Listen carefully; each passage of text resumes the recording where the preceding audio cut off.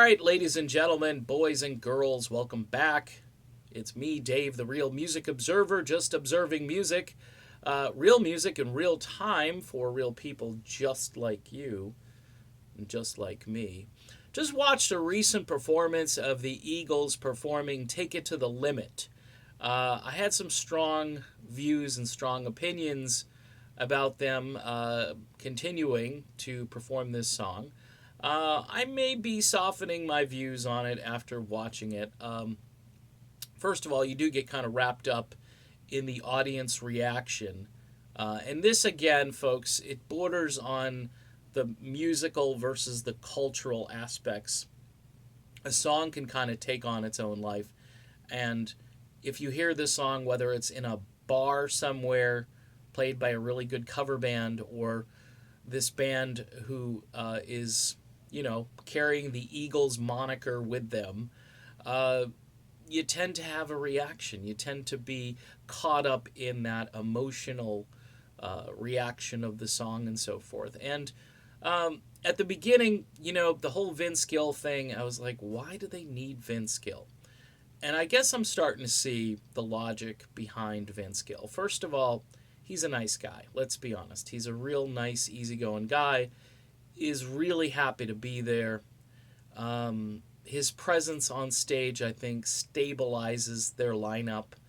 Uh, yeah, he's name recognition, name ID. Irving Azoff is all about that. Uh, some people would think, hey, he's taken the band back in the country direction. And, there are pros and cons to that. Their original goal, and Glenn Frey's goal when he was still on planet Earth back in the day, was to make the Eagles more of a rockin' band. And I don't know if they really ever succeeded in that, by the way. There are a couple of tunes that they do that are more rockin', like Life in the Fast Lane, Victim of Love, and things like Those Shoes. But in all honesty, I mean, Hotel California, other than the guitar solos, is, a West Coast rock track. I mean, it's a great song. It's an epic song, and you can thank Don Felder, by the way, for the music. Just figured I'd throw that in there. But listening to this performance and watching it, of course, you may think, well, only Randy Meisner can do this song. Well, here's the deal. Randy Meisner can't do the song. He can't do it today. Randy's in poor health.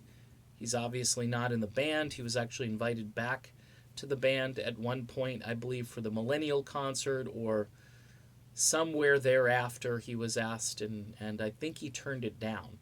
And that was, almost 2 decades ago. So Randy can't sing it. So Vince is up there singing it. Of course, there aren't any of those acrobatic, super high notes that Randy used to put in the song, the legendary super high note. It's not there. And fans seem okay with it. That was a great moment in the song, and of course, was a bone of contention for Glenn Frey when Randy felt like he couldn't sing it back in the day, and you can watch the Eagles documentary to get the inside scoop on that.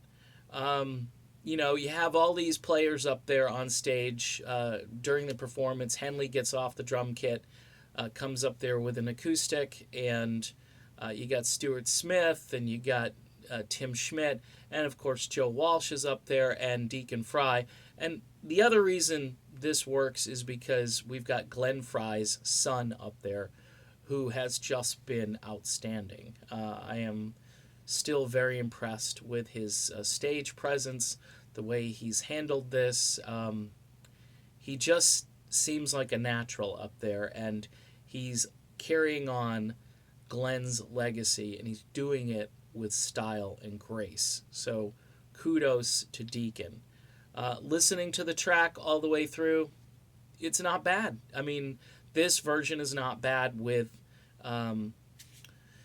these vocals and Vince Gill singing, and you gotta think to yourself, well, Vince Gill, he's a country dude.